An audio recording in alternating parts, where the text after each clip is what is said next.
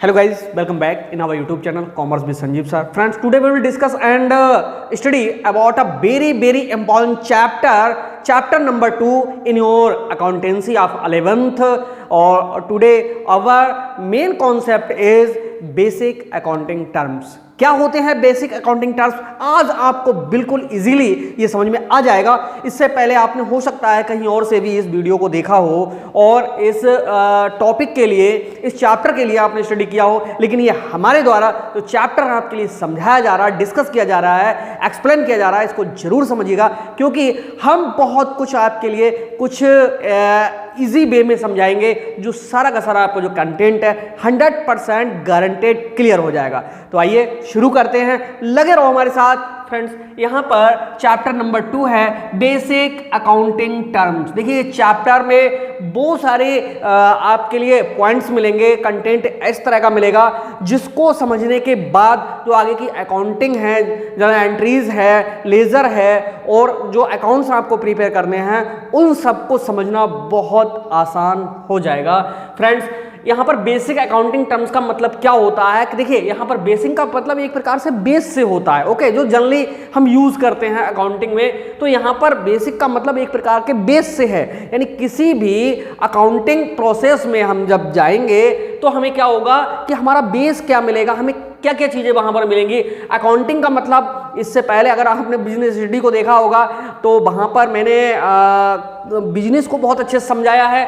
और अकाउंटिंग का मतलब क्या होता है, देखो बिजनेस में जितने भी ट्रांजैक्शंस हो रहे हैं उन ट्रांजैक्शंस को आप कैसे पोस्ट करेंगे, यानी कैसे आपके लिए उनको रिकॉर्ड करेंगे अकाउंट्स को पहचान कर। There are 3 types of account. जो अकाउंट्स होते हैं वो 3 प्रकार के होते हैं। पहला होता है हमारा कौन सा, पर्सनल अकाउंट, दूसरा होता है रियल अकाउंट, तीसरा होता है नॉमिनल अकाउंट। तो हर ट्रांजैक्शन की अपनी कंडीशन के बेस पे कौन से अकाउंट में हम इसकी पोस्टिंग करें, कौन से अकाउंट में हम इसको रिकॉर्ड करें, यही हमारा क्या कहलाता है, अकाउंटिंग कहलाता है। यानी कौन से अकाउंट में रिकॉर्ड करें और कैसे रिकॉर्ड करें, यही चीज हमारी किसमें है, अकाउंटिंग में है। और टर्म्स का मतलब होता है कि इस जो कौन कौन सी कंडीशंस हो सकती हैं या उनकी कौन कौन सी सिचुएशंस हो सकती हैं, तो ये हमारे टर्म्स हैं, बेसिक अकाउंटिंग टर्म्स। यहाँ पर आपका अगर सिलेबस की बेस पे मैंने पूरा यहाँ पर समझाया है और अगर इसको समझ लिया तो सिलेबस का एक भी पॉइंट नहीं बचेगा, ओके। तो यहां समझते हैं, पहली बात करते हैं फ्रेंड्स बिजनेस ट्रांजैक्शंस की। देखो क्या होता है बिजनेस ट्रांजैक्शंस। देखो ट्रांजैक्शंस का मतलब यहां पर सीधा मतलब इस तरह के व्यवहार से होता है, बिहेव से होता है, जिसमें या तो हम कुछ ना कुछ किसी को दे रहे हों या किसी ना किसी को ले रहे हों, ओके। देखो, और इसको हम लिख कैसे सकते हैं, कैसे समझ सकते हैं, अब business transaction is an economic activities, okay. जो बिजनेस ट्रांजैक्शंस होते हैं इनका मेन पर्पज यहाँ पर, क्योंकि बिजनेस शब्द जुड़ा हुआ है तो बिजनेस ट्रांजैक्शंस का मतलब सीधा होता है इकोनॉमिक एक्टिविटीज से। और जो इकोनॉमिक एक्टिविटीज होती हैं वो भी कौन सी, बिजनेस वाली से, ओके।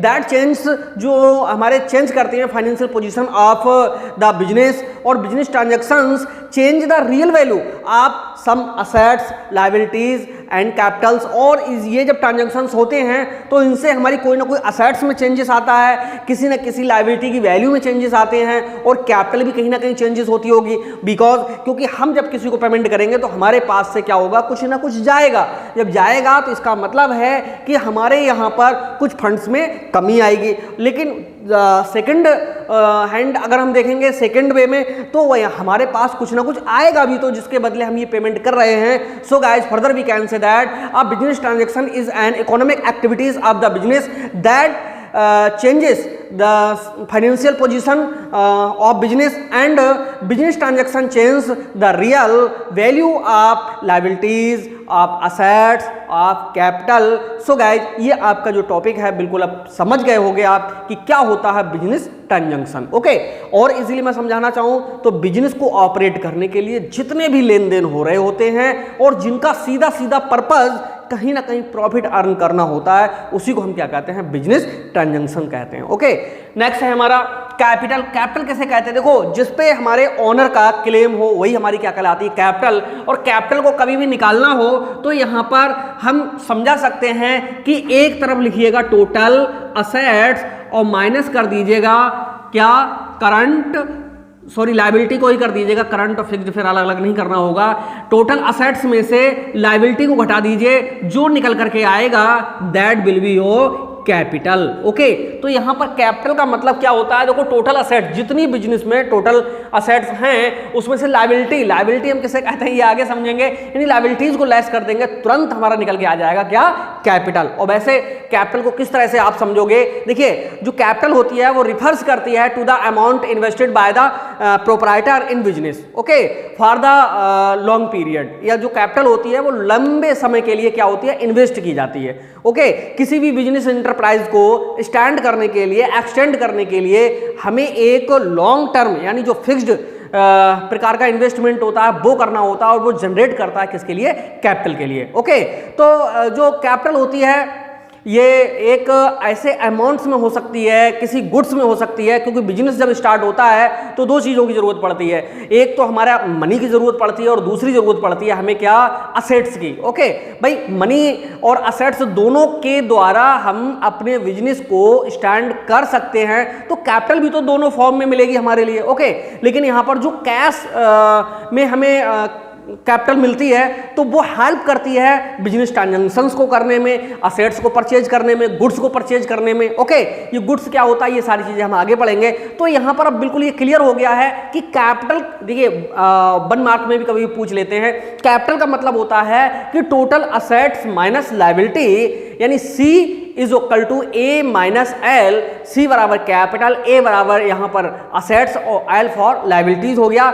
तो यहां से इस तरह से हम कैपिटल निकालते हैं, लेकिन होती क्या है? सीधे सीधे समझिएगा, जिस पे ऑनर क्लेम कर सकता है या जिस पे ऑनर का क्लेम है या जो ऑनर की है वही हमारी क्या कहलाती है? कैपिटल कहलाती है। So guys further we can say that owners claim against the all assets is called capital. Okay, यानी ऑनर्स का जो क्लेम है अगेंस्ट द कैपिटल असेट्स वो हमारा क्या कहलाता है? यहाँ पर कैपिटल कहलाता है।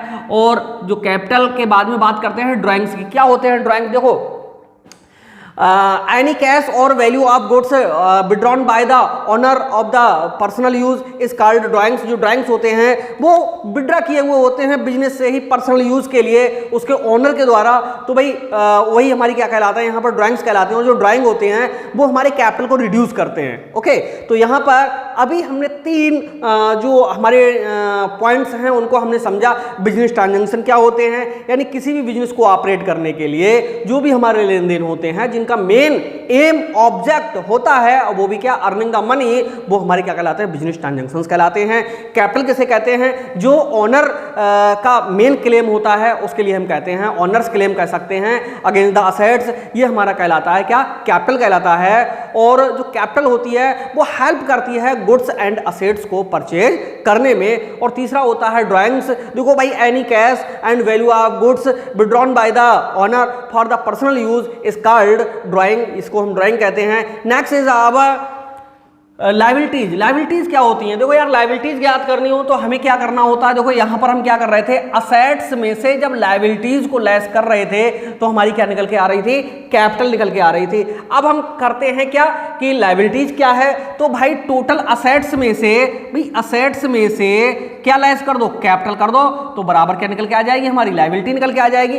भाई लायबिलिटी क्या है? एक प्रकार की वो सारे जो हमारे एक प्रकार से जिनके हम वो हैं, जिनसे हमने कुछ ले रखा है, यानी जिनका पेमेंट हमारी ओर ड्यू है, ओके, वो हमारी सारी क्या कहलाती हैं? लायबिलिटीज कहलाती हैं। ओके, सो गाइज हम कह सकते हैं कि liabilities refers to the amount which the firm owe to outsiders. जो आउटसाइडर्स होते हैं उनका जो पैसा होता है वही हमारा एक प्रकार से क्या कहलाती है? लायबिलिटीज कहलाती है।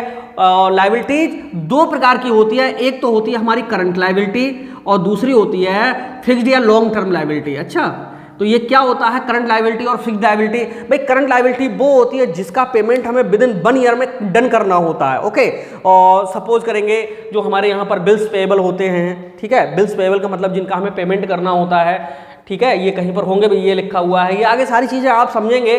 देखो जो क्रेडिटर्स होते हैं, बिल्स पेबल्स होते हैं, और यहाँ पर आउटस्टैंडिंग एक्सपेंसेस होते हैं, ये हमारे सब किस में आते हैं, करंट में आते हैं। ठीक है, किसी का अगर इंटरेस्ट है, सैलरी अनपेड है कोई, यानी विद इन 1 ईयर हमें उसका पेमेंट करना ही करना है, तो वो हमारे कहलाते हैं करंट। फिक्स्ड किसे कहते हैं, जिसकी जो ड्यूरेशन है वो 1 ईयर से ज्यादा हो, वो हमारी फिक्स्ड लायबिलिटी कहलाती है। और यहाँ पर समझेंगे तो देखिए डिवेंचर्स हैं, ठीक है, बैंक लोन्स हैं जो 1 ईयर से ज्यादा टाइम के लिए लिए हुए हैं, लॉन्ग टर्म लोन्स हैं, ठीक है, बोरोइंग्स हैं, ये सारे हमारे किस में आते हैं, फिक्स्ड लायबिलिटीज में आते हैं। तो उम्मीद है गाइस ये लायबिलिटी भी समझ में आ गई होगी। अब हम बात करते हैं किसकी, असेट्स की। देखिए बहुत इंपॉर्टेंट है ये क्या, असेट्स को समझना, क्योंकि असेट्स और प्रॉपर्टी में बहुत थोड़ा सा डिफरेंस है और स्टूडेंट इसके लिए क्लियर नहीं कर पाते हैं, वो प्रॉपर्टी को असेट्स को एक ही समझ बैठते हैं। यार प्रॉपर्टी वो है जो बिजनेस में नहीं लगी हुई है, किसी ऑनर की तो है, लेकिन उसने परचेज करके वो कहीं पर ऐसे ही छोड़ दिया है और वो इंतजार कर रहा है कि भाई इसमें क्या है कि जैसे जैसे रेट इसके बढ़ेंगे,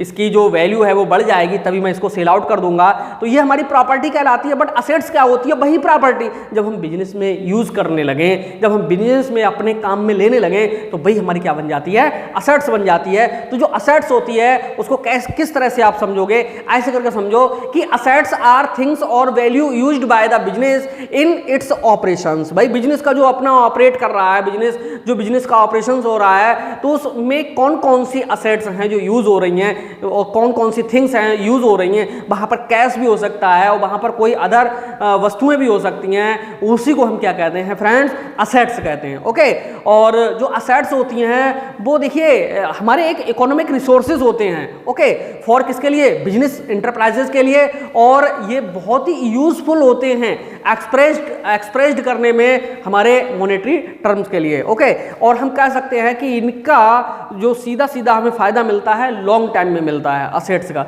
और there are 2 types of assets, current assets and fixed assets. जो करंट असेट्स होती हैं वो असेट्स होती हैं जिनके लिए हम विद इन 1 ईयर में हम कैश में कन्वर्ट कर सकते हैं, उनको लिक्विडिटी हम प्रोवाइड करा सकते हैं। देखो कौन कौन से हो सकते हैं, जैसे स्टॉक है जिसको हम विद इन 1 ईयर कैश में बदल देंगे। भाई स्टॉक क्या है, बिना बिका हुआ माल है। एक तो ये जितने भी वर्ड आप सुनोगे ये कहीं ना कहीं लिखे हुए होंगे, क्योंकि आपको स्टॉक देखो ये यहाँ पर लास्ट में आकर के यहाँ पर जो आपके सिलेबस में मैंने सारा सब कुछ लिख दिया है यहाँ पर, और उम्मीद है 2 वीडियो बनानी पड़ेंगी क्योंकि इसको बहुत अच्छे से समझाने में, इसको फिर वरना एक वीडियो बहुत लंबी हो जाएगी। तो यहाँ तक तो मैं एक वीडियो में समझा दूंगा, इधर का मैं सेकंड वीडियो में समझा दूंगा 100%। ओके, असेट्स की बात करते हैं तो 2 प्रकार की असेट्स होती हैं, current assets and fixed assets. देखो स्टॉक है, कैश है, ठीक है, डेटर्स हैं और बीआर हैं, ये ऐसी असेट्स हैं जिनको हम 1 वर्ष में कैश में कन्वर्ट कर सकते हैं। लेकिन वहीं पर बात आती है बिल्डिंग की, मशीनरी की, लैंड की, ठीक है, फर्नीचर की, और मशीनरी, मोटर वैन और भी हो सकता है, प्रॉपर्टी हो सकती है जो यूज हो रही है बिजनेस में। तो ये सारी चीज़ें होती हैं हमारी फिक्स्ड असेट्स होती हैं। बस यहाँ पर समझना होगा कि जो करंट असेट्स होती हैं वो बिजनेस को ऑपरेट करने में हमारी हेल्प करती हैं, और जो फिक्स्ड असेट्स होती हैं बिजनेस को ऑपरेट करने में तो हेल्प करती हैं, लेकिन इनका जो बेनिफिट है वो हमारे लिए after a long time return के रूप में मिलता है और इन पे ज़्यादा प्रॉफिट होता है अपेक्षाकृत करंट असेट्स के। ओके, और यहाँ पर 2 आपको टाइप्स और समझने होंगे, tangible and intangible. Okay, tangible assets और इनटेंजिबल को समझना बहुत जरूरी। टेंजिबल वो होती हैं जिनको हम टच कर सकते हैं। ओके, जैसे फर्नीचर है उसे टच कर सकते हो, ठीक है, और जो मोटर वैन है उसे टच कर सकते हो, फर्नीचर को टच किया, बिल्डिंग को टच किया, लैंड है उसको टच कर सकते हो आप, हॉर्स एंड कार्ट्स है उसको टच कर सकते हो। ये बहुत सारी असेट्स हैं यहाँ पर, ठीक है, मोटर गाड़ी है उसे आप टच कर सकते हो। लेकिन यहाँ पर बात आती है इंटेंजिबल की, तो ये वो असेट्स होती हैं जो बिजनेस में हेल्प तो करती हैं, ठीक है, फॉर अर्निंग द मनी, लेकिन वो कहीं पर भी आप उनको टच नहीं कर सकते हो, देख नहीं सकते हो। ये कौन कौन सी होती हैं, देखो गुडविल सबसे पहली असेट्स होती है गुडविल। इंटेंजिबल में गुडविल है, कॉपीराइट है, ठीक है, और ट्रेडमार्क है, ये ऐसी असेट्स हैं जिनको, और हाँ पेटेंट है, जिनको कभी भी देखा नहीं जा सकता है, सिर्फ और सिर्फ महसूस किया जा सकता है। तो 2 प्रकार के असेट्स हैं, टेंजिबल एंड इंटेंजिबल। ओके, और current and non current. Next है हमारे एक्सपेंडिचर। देखो यार ये एक्सपेंडिचर और एक्सपेंसेस में बहुत बच्चे कंफ्यूज होते हैं, क्या होता है एक्सपेंडिचर और क्या होता है एक्सपेंसेस, क्योंकि दोनों का मतलब ही एक होता है। देखो जो एक्सपेंडिचर की बात होती है तो payments for purchasing the goods, assets and other services is called expenditure, यानी जो एक्सपेंडिचर किया जाता है इसका जो मेन पर्पज होता है वो गुड्स को परचेज करना हो सकता है, किसी असेट्स को परचेज करना हो सकता है, और कोई ऐसी सर्विस को भी परचेज करने हो सकता है जहां से हमें लॉन्ग टर्म के लिए कहीं ना कहीं बेनिफिट दिख रहा हो। लेकिन एक्सपेंसेस की बात करेंगे तो एक्सपेंसेस का मतलब सीधा सीधा होता तो पेमेंट से है, लेकिन उस पेमेंट से जिसकी सर्व हम ले चुके हैं, ओके, जिसकी सर्विस हम ले चुके होते हैं उसका पेमेंट करना हमारा क्या कहलाता है, एक्सपेंसेस कहलाता है। जैसे मान लीजिए हम किसी को सैलरी दे रहे हैं तो वो हमारा क्या एक्सपेंसेस है। भाई सैलरी किसी को कब दोगे, तभी तो दोगे जब उसकी सेवा आपने ले ली है, यानी at the end of month. इसका मतलब है हम उसका पेमेंट जब कर रहे हैं तो सर्विस ले चुके हैं।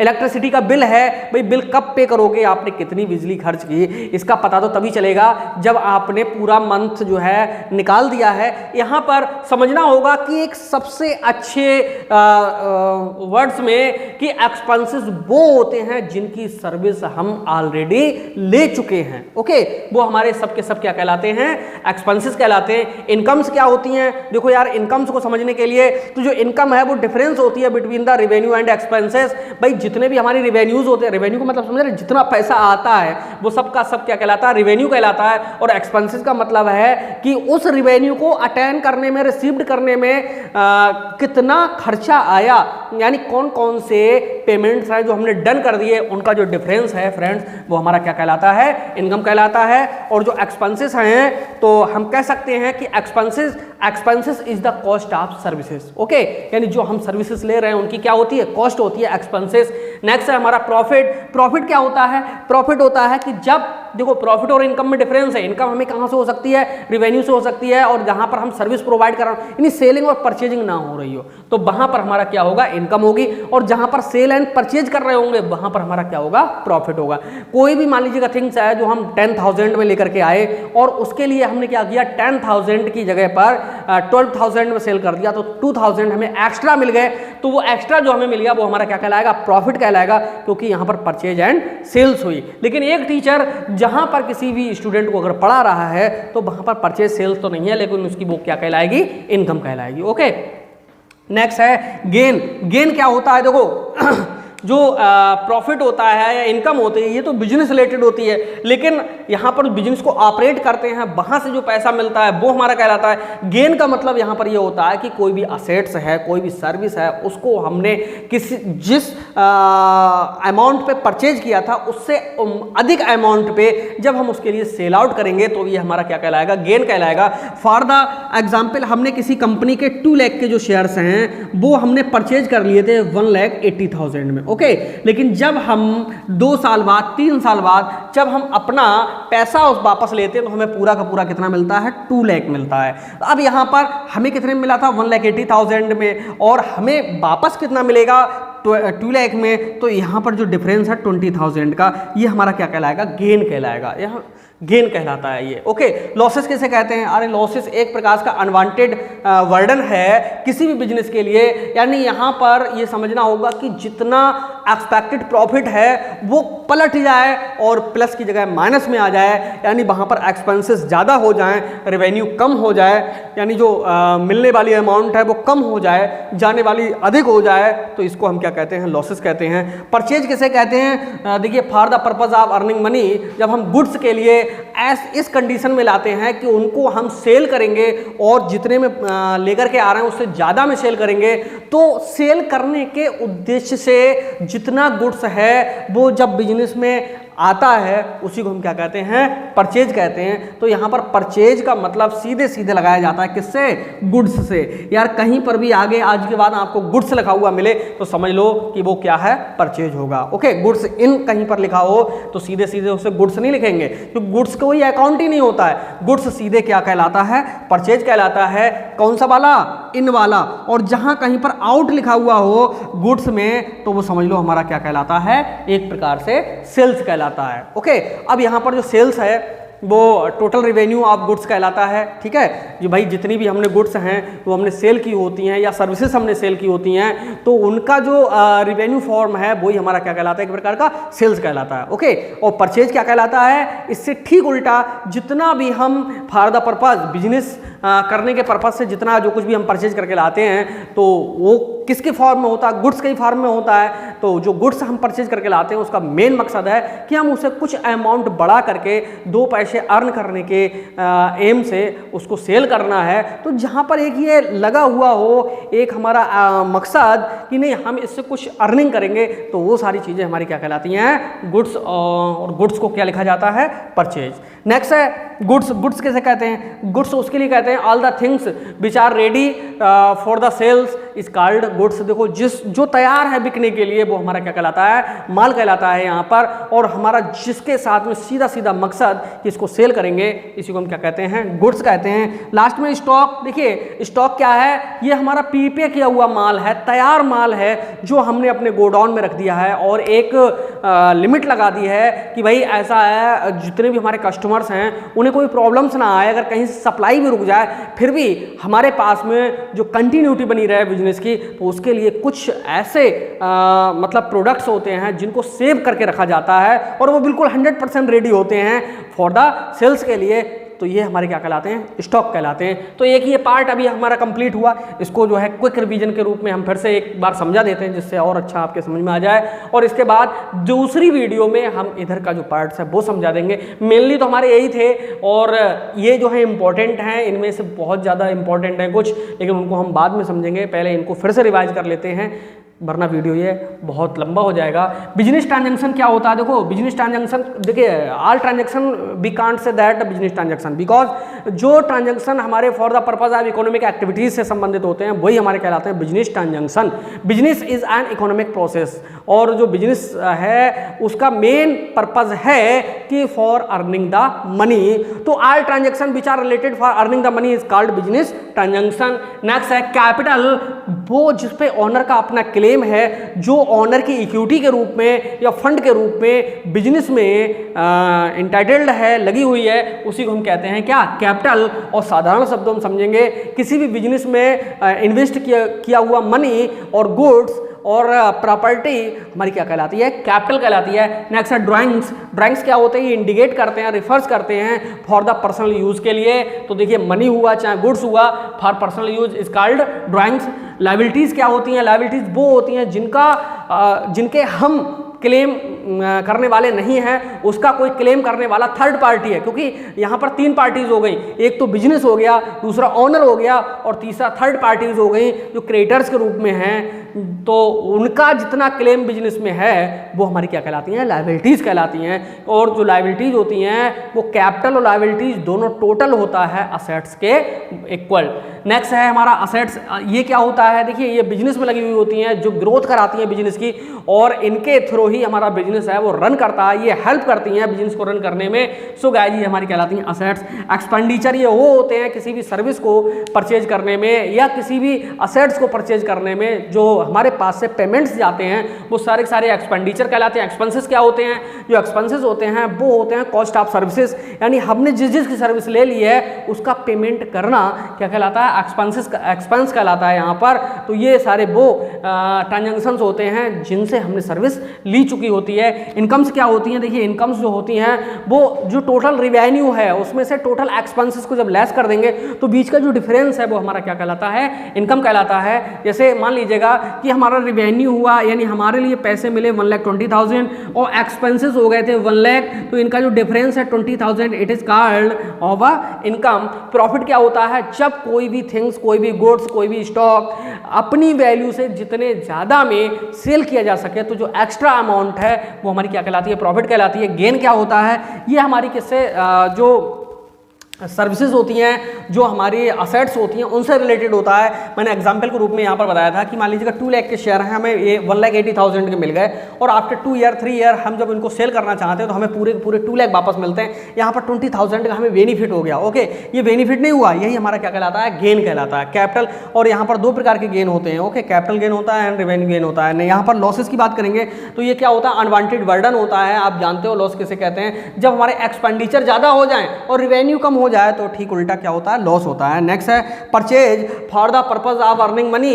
जब हम कोई भी गुड्स है उसको अब बिजनेस में इन करते हैं यानी लाते हैं तो ये हमारा कहलाता है परचेज। और जब आउट करते हैं और उसके बदले में कुछ ना कुछ हम एक्स्ट्रा रूप से कमाना चाहते हैं तो वही हमारा क्या होता है, सेल्स। और गुड्स किसे कहते हैं, देखिए जिसके बेस पर ट्रांजैक्शंस हो रहे हैं तो वो जो बेस है वही हमारा क्या कहलाता है, यहाँ पर गुड्स एंड सर्विसेज कहलाता है। क्योंकि कोई व्यक्ति अगर पेमेंट करता है तो किसी न किसी या तो गुड्स का करेगा या किसका करेगा, सर्विस का करेगा। नेक्स्ट है स्टॉक। ये वो गुड्स होता है जो बिल्कुल एकदम 100% प्रीपेयर है एंड रेडी है फॉर द सेल के लिए। सो गाइस ये वीडियो आपको कैसी लगी? शुरू में मैंने आपको जब समझाया था तो थोड़ा धीरे धीरे करके समझाया था और मेरा मेन पर्पस था कि इनको बहुत अच्छे से मैं समझाऊं। उम्मीद है ये अच्छी लगी होगी और तुरंत दूसरी वीडियो में अब आप इधर का देखेंगे, मैं ये समझाता हूँ। मिलते हैं नेक्स्ट वीडियो में, तब तक के लिए बाय बाय।